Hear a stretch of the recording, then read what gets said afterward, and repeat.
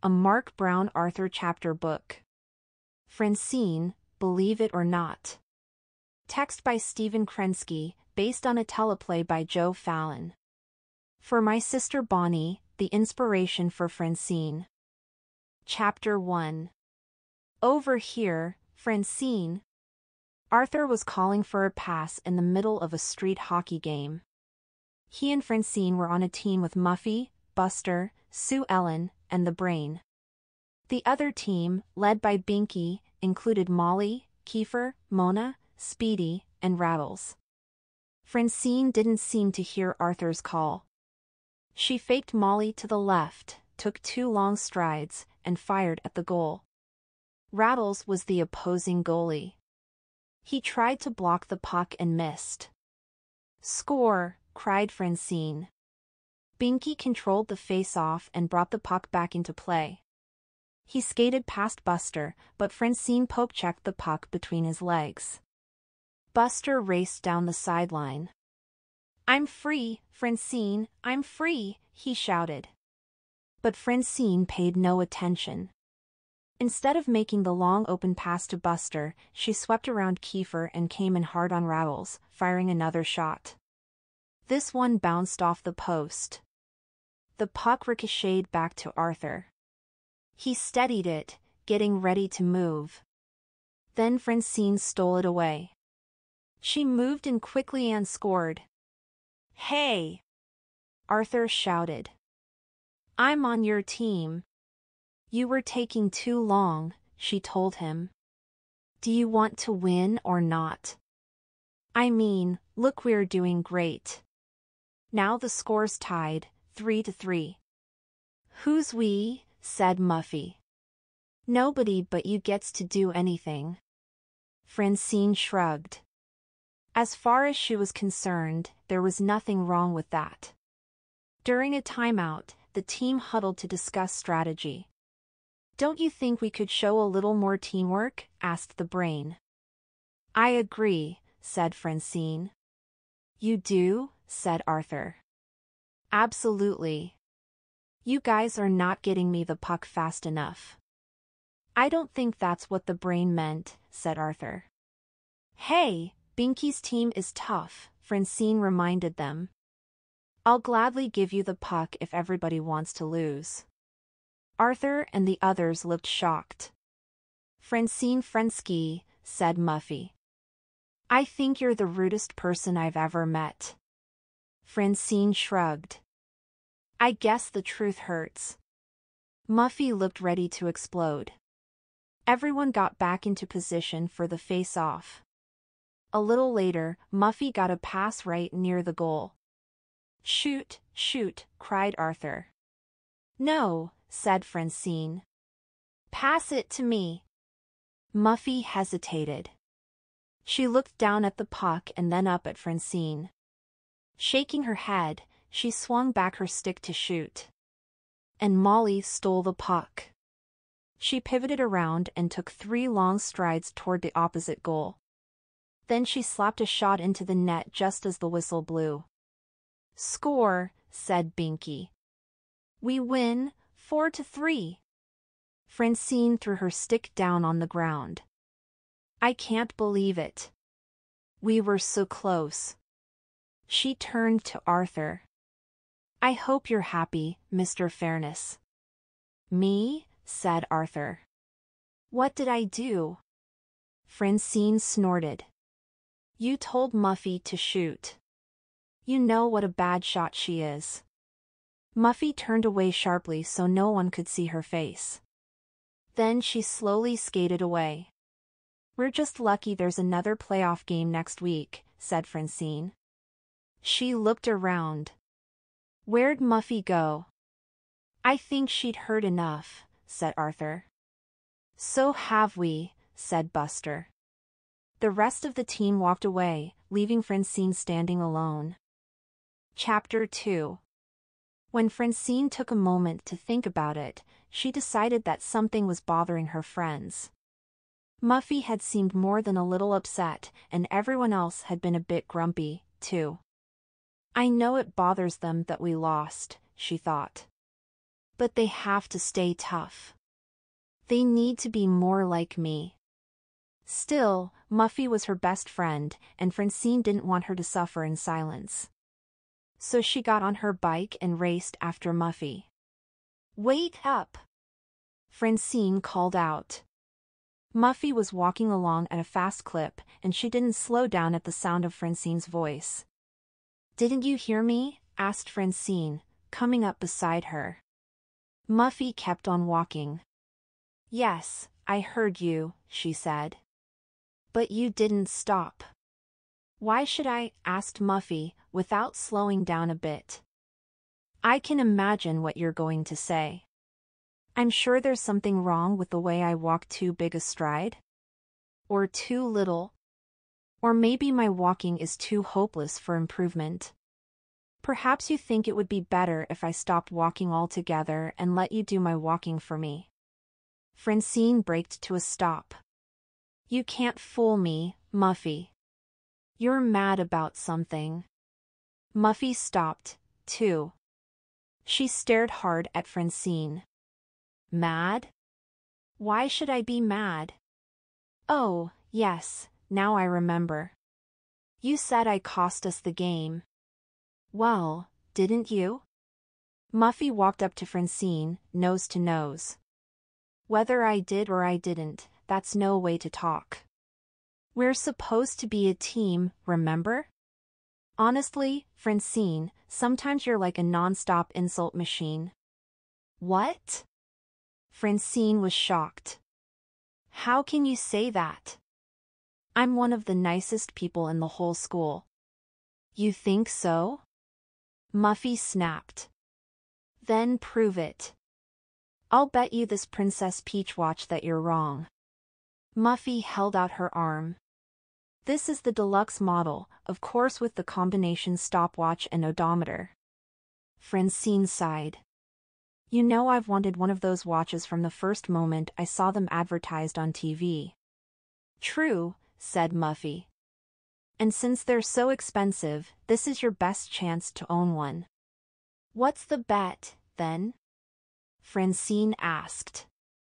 Muffy folded her arms. It's simple, I'll bet you can't be nice for one entire week. Me? Nice? Francine started to laugh. That's a sucker bet. I could do that in my sleep. I'm sure you could, said Muffy. But this is harder because you have to do it while you're awake. Oh, and one other thing. Aha, said Francine. Here comes the small print. Not really, said Muffy. It's just that you can't tell anyone. If you did, they might try to help you. Francine waved her arm. That's no big deal. I'm so nice anyway, they won't even notice the difference. We'll see, said Muffy. We'll see. Chapter 3. The next morning, the kids arrived at school in a rush, filling the halls like ants scurrying into an anthill. Usually, Arthur hated the feeling of being crushed in a crowd, but today he welcomed the camouflage. He tried to move as fast as possible. As the kids began to separate, Arthur reached his locker. Whoa, said Buster, stepping in front of him. Alert the fashion police. He circled Arthur slowly. Okay, fess up.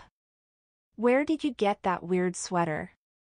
Arthur looked down and sighed. He had been hoping to stash the sweater in his locker before anyone got a look. But he hadn't been that lucky. The sweater was one of a kind. It was covered with bright slashes of orange, green, and purple, which crisscrossed the front and back like tire tracks. Buster took a closer look. I've seen car accidents that looked better than this, he said. Arthur shuddered. My Aunt Bonnie got it for me. It was handmade, she said. Over many months. By workers. Who kept their eyes shut, said Buster. Maybe, said Arthur. But my other one is dirty, so my mom dragged this out of the closet. Buster looked over Arthur's shoulder. Oh! You'd better get it off fast. Here comes Francine. If she sees this eyesore, you'll never hear the end of it. But it was already too late. Francine's face had broken into a wide grin. Arthur, that sweater, it's... She looked up to see Muffy hold out her arm and glance at her watch. You were saying, Francine? Muffy asked. It's nice, Arthur.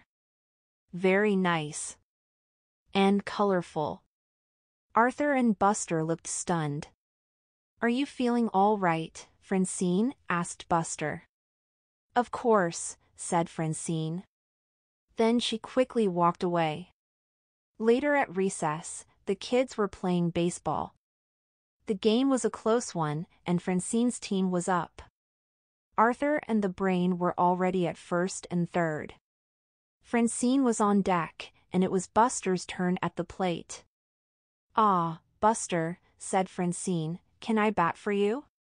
Why? Asked Buster. Well, said Francine, this is a crucial situation. We have a chance to take the lead, so... Her voice trailed off as she noticed Muffy inspecting her watch again. So, what? Asked Buster.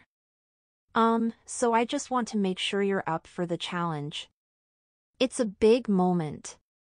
You look a little tired. Do you feel okay? Yeah, I'm fine, said Buster. In the pink. Fit as a fiddle. Now, if you'll excuse me. He headed for the plate. Good. Glad to hear it, Francine called after him. Now, go get him. Arthur and the Brain exchanged surprised looks. I never expected to see Francine turn down the chance to speak her mind, said the Brain. And that's twice in one day, added Arthur. They looked at each other and scratched their heads. Clearly, the world was full of surprises. Chapter 4. If either Arthur or the Brain thought that the mystery surrounding Francine's behavior would clear up quickly, they were wrong. In fact, the mystery only grew with each passing day. The next instance occurred over the weekend. Arthur, Buster, and Sue Ellen were playing in the park when the Brain came running up to them. Follow me, he said, huffing and puffing. You have to see this. They went back to the school playground. Take a look around the corner of the building, said the Brain. Just your heads, though, to make sure you're not seen. Arthur, Buster, and Sue Ellen did what he said. I can't believe it, said Arthur. Amazing, added Buster. Something to tell my grandchildren, Sue Ellen declared. They watched silently as Francine and Muffy practiced street hockey. That in itself was not unusual, but the action and conversation were far from normal. Francine was demonstrating how to change direction with the puck. She glided up and down, keeping her stick in front of her and knocking the puck back and forth. Okay, she told Muffy, now you try it. Muffy tried her best, but she couldn't hold the turn. The puck went skidding away, and she collided with Francine, knocking her down. Muffy, can't you do anything? Francine stopped herself. Wrong? That was almost perfect. I'm glad you're taking this so well, said Muffy.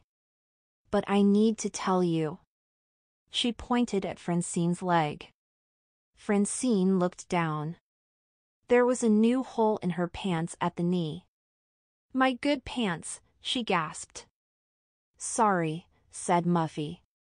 It was an accident. Am I still invited over for dinner? Francine swallowed deeply. Yes, she said. Friends don't let ripped pants come between them. Muffy started to leave, and Francine began kicking the brick wall. Being nice was harder than she had expected. She stopped abruptly when Muffy turned around, saw Francine, and pointed to her watch. I'll see you at 5:30, she said. Tea'll be waiting, said Francine. You know, Muffy added, there are 4 days, 9 hours, and 27 minutes left. Want to call the bet off? Francine shook her head. Don't worry about me. Just take good care of my watch. Arthur and the other kids turned away. They couldn't hear everything Francine and Muffy had said, but they had heard enough. Weird, said Buster. Extremely weird, the brain added. Francine just hasn't been herself lately, said Arthur. Has anybody else noticed? Everyone nodded. Definitely, said the brain. She actually replaced my football, the one she threw down the sewer last week. Well, listen to this, said Sue Ellen. She came to my house early yesterday morning with a carton of orange juice. She said it was to replace a glass she drank last summer without asking. I said it before, said Buster, and I'll say it again. Weird. Weird. Weird. Weird. Nobody could argue with him. Chapter 5. This is delicious, said Francine, eating another spoonful. The Frenskys were having dinner. Mr. and Mrs. Frensky sat at opposite ends of the table. Francine and her sister, Catherine, sat between them. Muffy was there, too, sitting next to Francine as her guest. What is it exactly you find delicious? Catherine asked. Oh, said Francine, the creamed corn, the stew. I thought you hated creamed corn, said Catherine. Francine tried to smile. Really? I don't remember that. People change, Muffy said brightly. Happens all the time. Catherine looked around. Not in this family. This certainly is fancy, said Mr. Frensky, trying to change the subject. He was staring at his paper napkin, which Muffy had folded into the shape of a swan. Oliver, said Mrs. Frensky, your napkin belongs on your lap. I know, said her husband. But Muffy did such a great job folding them, I wanted to admire mine. I can't do that if it's hiding under the table. Well, there's some stew on your chin, said Mrs. Frensky. Why don't you use your swan to clean it up? When the meal ended, Mr. Frensky started to clear the dishes from the table. Muffy cleared her throat and raised an eyebrow at Francine. Father, Francine said suddenly, let me get those for you. Mr. Frensky froze in shock. What?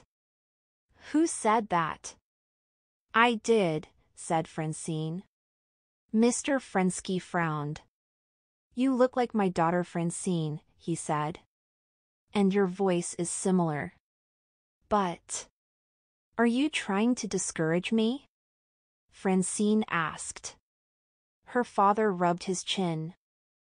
I see your point. Well, carry on. And keep up the good work. Francine smiled and filled her arms with dishes. Then she carried them into the kitchen. Catherine followed her. So what's the deal here? She asked. Deal? Said Francine. What deal? This sudden change. This transformation. Francine shrugged. I don't know what you mean, she said, beginning to load the dishwasher. You're being so helpful, so complimentary. It's out of character.